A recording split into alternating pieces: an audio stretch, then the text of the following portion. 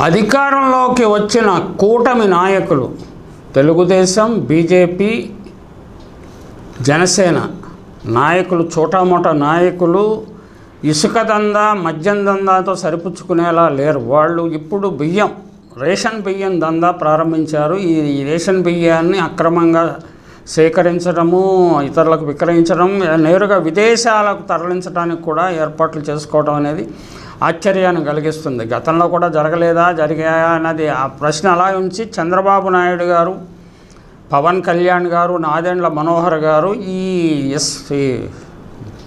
Ration బియ్యం దందాను ఆపలేకపోతున్నారా అనే ప్రశ్న తలెత్తుతుంది. బాపట్ల, పల్నాడు జిల్లాలో తెలుగుదేశం నేతలు నేరుగా ఈ వ్యవహారంలో జోక్యం చేసుకున్నట్లు వార్తలు వస్తున్నాయి. పేదల నుంచి కొట్టేసిన బియ్యం నుంచి కొంతమంది మంత్రులు దీనిని జోరుగా సాగిస్తున్నట్లు, దీనికి సహకారం చేస్తున్నట్లు కూడా వార్తలు వస్తున్నాయి. కృష్ణపట్నం పోర్టు నుంచి విదేశాలకు తరలిస్తున్నారట. బియ్యం అక్రమ రవాణాలో మంత్రులు కూడా మంత్రుల ప్రధాన అనుచరులు భాగస్వామ్యం ఉన్నది. బియ్యం సేకరణ బాధ్యత పచ్చ నేతలకు, స్థానిక కార్యకర్తలకు అప్పగించారని చెప్తున్నారు. స్టాక్ పాయింట్ల నుంచి తరలించుకుపోతున్న మాఫియా, అంటే ఇంతకుముందు ఇంటింటికి రవాణా చేసేవారు, వైసీపీ పాలన ఉన్నప్పుడు రేషన్ ఇచ్చేవాళ్ళు. ఇప్పుడు అలాంటి బాధ లేకుండా స్టాక్ పాయింట్ల నుంచే అంటే రెగ్యులర్గా రావాల్సిన బియ్యం రావాల్సిన వారికి మరి ఎంతైనా మొత్తం ముట్ట చెప్తున్నారో లేదో మనకు సమాచారం లేదు. స్టాక్ పాయింట్ల నుంచి బియ్యం తీసుకెళ్ళిపోతున్నట్టు వార్తలు వస్తున్నాయి.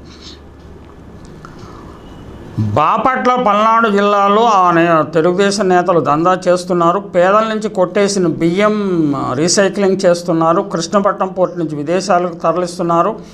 బియ్యం అక్రమ రవాణాలో మంత్రి ప్రధాన అనుచరులు భాగస్వామ్యం వహిస్తున్నారు. బియ్యం సేకరణ బాధ్యత పచ్చనేతలకు అప్పగించారు. స్టాక్ పాయింట్ల నుంచి తరలించకపోతున్న మాఫియా అని కూడా వార్తలు వస్తున్నాయి. నియోజకవర్గాల వారిగా సేకరించి పర్చూరు నియోజకవర్గంలో ఇంకొల్లకు చెందిన 2 నేతలు నియోజకవర్గ వ్యాప్తంగా బియ్యాన్ని సేకరించి ఇడుపులపాడు ప్రాంతంలోకి ఒక రైస్ మిల్లో రీసైక్లింగ్ చేసి అక్కడ నుంచి బియ్యాన్ని అద్దంకి కేంద్రంగా ఉన్న మాఫియాకు అందిస్తున్నట్లుగా తెలుస్తున్నది. చీరాల నియోజకవర్గంలో ఒంగోలుకు చెందిన వ్యక్తి మొత్తం బియ్యాన్ని సేకరించి వాటిని ముఖ్య నాయకులకు, వారి అనుచరులకు అప్పగిస్తున్నారు. బాపట్ల నియోజకవర్గం వెదుళ్లపల్లి, రైల్పేట, అప్పికట్లకు చెందిన కొందరు రైస్ మిల్లుల యజమానులే నియోజకవర్గ వ్యాప్తంగా బియ్యం సేకరించి రీసైక్లింగ్ చేసి బియ్యాన్ని అద్దంకి మాఫియాకు అప్పగిస్తున్నారు. వేమూరు నియోజకవర్గంలో భట్టిప్రోలకు చెందిన రేషన్ బియ్యాన్ని సేకరిస్తున్నారు. ఇందుకోసం ప్రతి గ్రామానికి 2 చొప్పున పచ్చనేతలకు బియ్యం సేకరణ బాధ్యతలు అప్పగించారు. రేపల్లె నియోజకవర్గంలో నిజాంపట్నం మండలానికి చెందిన మంత్రి అనుచరుడు బియ్యం మాఫియాను నడిపిస్తున్నాడు అన్నట్టు విమర్శలు వస్తున్నాయి. పల్నాడు నుంచి సైతం చౌక బియ్యాన్ని సేకరించి అద్దంకికి తరలిస్తున్నారని వార్తలు వస్తున్నాయి. రీసైక్లింగ్ అనంతరం కృష్ణపట్నం పోర్టుకు తరలిస్తున్నారు అని వార్తలు వస్తున్నాయి. సంచలనాన్ని సృష్టిస్తున్నాయి.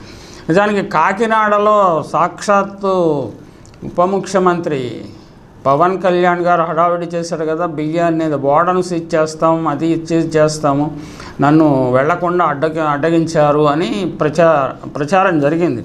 దీనిపై మాజీ మంత్రి కురసాల కన్నబాబు గారు స్పందించారు. కాకినాడ పోర్టుకు వెళ్లకుండా పవన్ ఎవరు అడ్డుకున్నారు? మంత్రి సీజ్ చేసిన బియ్యాన్ని మళ్ళీ ఎగుమతికి ఎలాగ అనుమతించారు? బ్యాంకు గ్యారంటీతో రిలీజ్ చేయటం అంటే నేరస్తుడికి బెయిల్ ఇచ్చినట్లే. ఎవరి మధ్య ఎలాంటి ఒప్పందాలు ఉన్నాయో తేల్చాలి అని కూడా ఆయన ప్రశ్నించారు. పోర్టుకు రాకుండా డిప్యూటీ సీఎంను ఆపగలిగే అంతటి పైస్థాయి వారే. అటువంటి వారు పవన్ ఎందుకు ఆపి ఉంటారు? పవన్ అన్నట్లు కాకినాడ పోర్టు ద్వారా దేశ భద్రతకు ముప్పు వాటిల్లితే తప్పు ఎవరిది? అదే జరిగితే రాష్ట్ర ప్రభుత్వం, కేంద్ర ప్రభుత్వమే బాధ్యత వహించాలి అని ఆయన అడిగిన ప్రశ్నలకు సమాధానం చెప్పాల్సి ఉంటుంది. అంటే సమాధానాలు చెప్పకుండా ఎల్లకాలం మౌనంగా ఉండటము సాధ్యం కాదు. ఏదో ఒక దశలో బియ్యం మాఫియా, ఇసుక మాఫియా, మద్యం మాఫియా, బియ్యం మాఫియా, ఇంకెన్ని మాఫియాలు వస్తాయో. ఇక ల్యాండ్ మాఫియాలు, అంటే ల్యాండ్ చాలా వరకు కబ్జా చేసేసుకున్నారు. ఇక వాళ్ళు కూడా రంగంలో దిగుతారు. ఇంకా ఆ దశ వచ్చినట్లు లేదు. ఖచ్చితంగా పరిస్థితి చాలా భయంకరంగా మారుతుంది రోజు రోజుకి.